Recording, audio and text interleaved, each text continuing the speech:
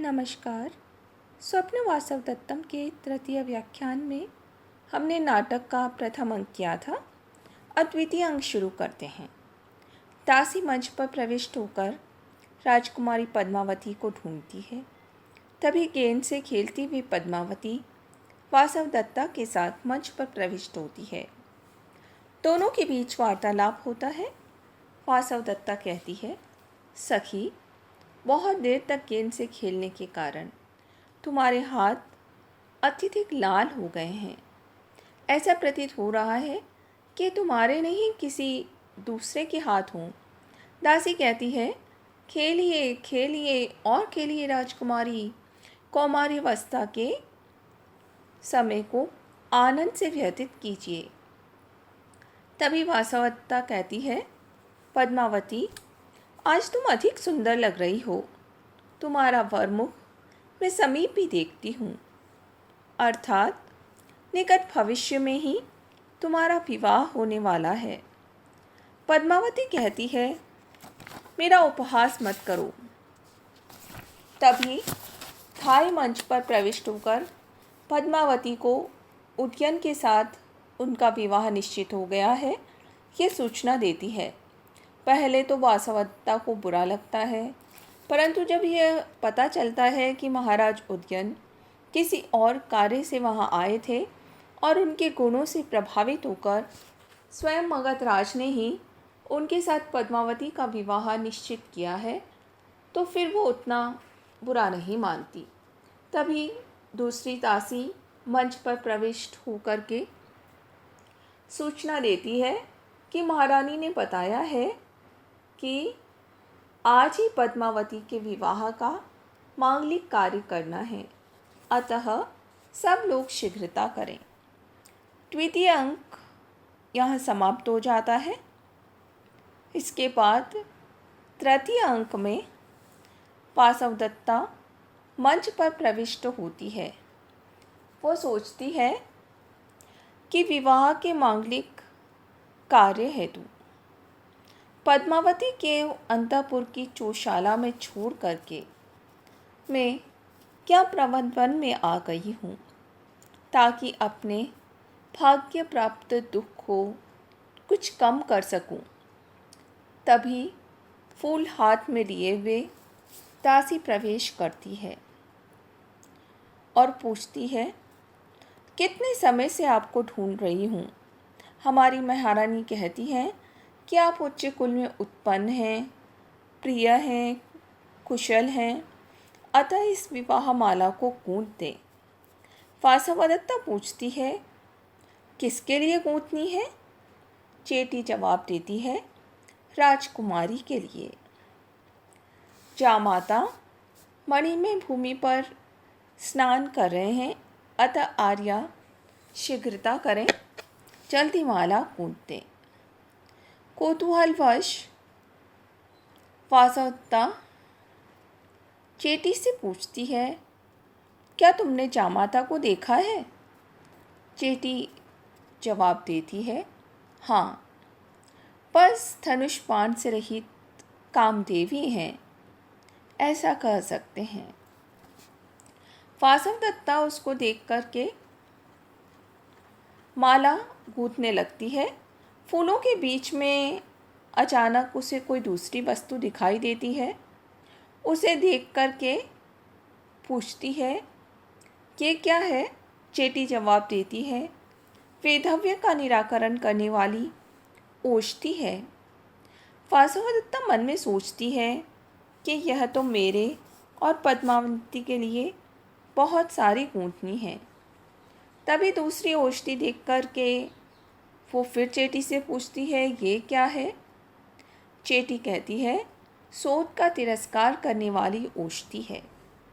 वासवदत्ता कहती है, इसे नहीं गूंथना चाहिए, क्योंकि राजा की प्रथम पत्नी तो मर चुकी है, अतः यह व्यर्थ है। तभी दूसरी दासी प्रवेश कर शीघ्रता करने को कहती है। दोनों दासियां शीघ्रता से माला लेकर के निकल जाती है। वासवदत्ता कहती है, ओहो, आर्यपुत्र भी अब पराये हो गए। यदि शैया पर नींद आ जाए तो मैं अपने दुख को हल्का करने का प्रयास करती हूँ। सभी निकल जाते हैं। नाटक का तृतीय अंक यहाँ समाप्त हो जाता है। चतुर्थ अंक में नायक उदयन का मित्र है वसंतक। वसंतक विदूषक का नाम है, जो अपनी हास्य आदि चेष्टाओं से सबका मनोरंजन करता रहता है। विदूषक मंच पर प्रवेश करके बहुत प्रसन्न होकर कहता है, भाग्य से आज महाराज उदयन के मंगलमय विवाह का सुअवसर देखा। यहाँ राजभवन में सब कुछ बहुत अच्छा है, परंतु एक ही महान दोष है। ऐसा लगता है कि दिन भर पकवान खाने से मुझे वात रक्त नाम का रोग हो गया है और मेरा भोजन ठीक से पच नहीं रहा। तभी चेटी मंच पर आती है और पूछती है, आर्य वसंतक, आप कहाँ हैं? उसे देखकर के विदूषक जवाब देता है, आप मुझे क्यों ढूंढ रही हैं? चेटी कहती है, हमारी महारानी ने कहा है कि यदि जामाता ने स्नान कर लिया हो तो माला चंदन आदि ले आऊं। विदूषक कहता है, महाराज ने स्नान कर लिया है, आप भोजन को छोड़कर बाकी सब कुछ ले आए। भोजन न लाने का कारण सुनकर के चेटी उसका उपहास करती है कि आप तो सदा ऐसे ही रहें। वे दोनों निकल जाते हैं। पद्मावती और अवंतिका के वेश में वासवदत्ता और चेटी प्रमथ वन में प्रवेश करती हैं। दासी के प्रमथ वन में आने का कारण पूछने पर पद्मावती कहती है कि मैं हर श्रृंगार के फूलों को देखने आई हूँ। दासी जब सारे फूल चुनना चाहती है तो पद्मावती कहती है कि ज़्यादा फूल इकट्ठे मत करो। आर्यपुत्र के द्वारा यहाँ आकर फूलों के वैभव को देख लिए जाने पर मैं सम्मानित हो जाऊंगी। वासवदत्ता के द्वारा पूछे जाने पर कि है सखी, तुम्हें पति प्रिय है? वो बड़ी शालीनता से जवाब देती है, नहीं जानती, परंतु आर्यपुत्र के बिना व्याकुल हो जाती हूँ। तभी राजा और विदूषक प्रवेश करते हैं। विदूषक कहता है कि पहले चुन लेने पर भी थोड़े गिरे हुए हर श्रृंगार के फूलों से यह प्रमथवन अत्यधिक रमणीक लग रहा है। आइए, इधर से आइए। राजा कहता है, मित्र वसंतक, आ रहा हूँ। कामेन उज्जयिनीं गते मयि तदा कामप्यवस्थां गते दृष्ट्वा स्वेरम् अवन्तिराजतनयां पञ्चेष्वपातिता तयि अद्यापि सशल्यमेव हृदयं भूयश्च विद्या वयं पञ्चेषु मदनो यथा कथमयं षष्ठशर पातित। तदा उज्जयिनी गते, उस समय उज्जयिनी जाने पर अवंती राजतनयाम, अवंती राजपुत्री वासवदत्ता को स्वेरम दृष्ट्वा, मन भरकर देखने से कामपि अवस्थां गते, किसी अकथनीय अनिर्वचनीय दशा को प्राप्त हुए मई, मुझ पर कामेन, कामदेव ने पंच ईश्वपातिता, पांचों बाण चला दिए थे। तई, उनके द्वारा अद्यापि आज भी हृदयम सशल्यम, मेरा हृदय घाव युक्त है। भूय च वयम विद्ता, और फिर हम पुनः बिन दिए गए हैं।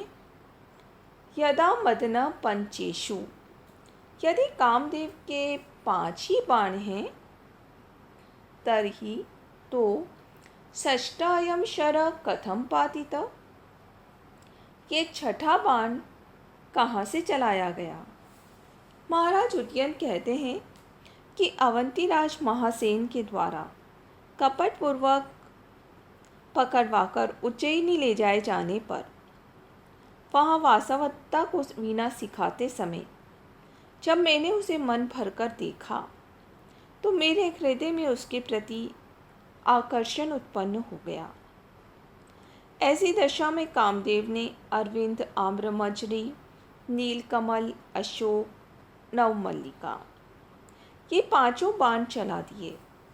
मेरी समझ में ये नहीं आता कि जब कामदेव के 5 ही बाण हैं तो फिर यह 6ठा बाण कहाँ से चलाया गया।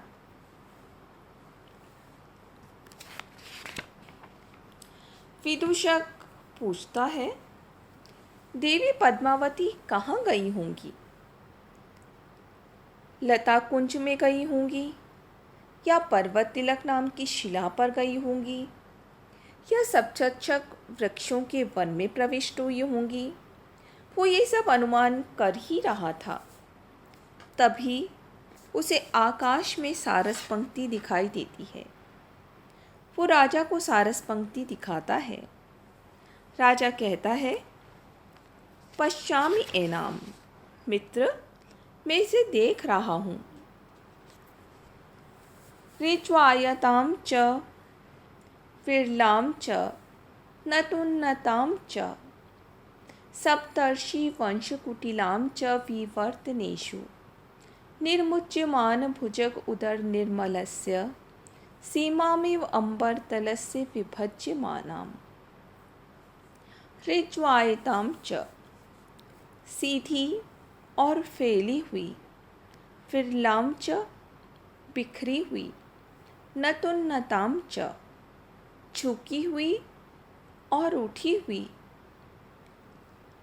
विवर्तनेषु मोड़ों पर, सप्तर्षि वंश कुटिलाम 7 ऋषि तारों के समान, सप्त ऋषियों के समान टेढ़ी, निर्मुच्यमान भुजगोदर निर्मलस्य, केंचुली छोड़े हुए सांप के पेट के समान रंग वाली, अंबर तलस्य विभज्यमानां सीमामिव, आकाश तल की विभाजक सीमा के समान मैं सारस पंक्ति को देखता हूँ। राजा विदूषक से कहता है कि ये जो सारसों की पंक्ति दिखाई दे रही है, कभी तो सीधी रेखा के समान दिखाई देती है, कभी आकाश में फैल जाती है, कभी ऊपर उड़ जाती है तो कभी नीचे झुक जाती है, कभी आकाश में ये सप्तर्षि तारों के समान टेढ़ी हो जाती है। ये सारसों की पंक्ति केंचुली छोड़े हुए सांप के पेट के रंग वाले, आकाश की विभाजक सीमा के समान दिखाई दे रही है। कहने का आशय ये है कि यह अति सुंदर लग रही है। धन्यवाद।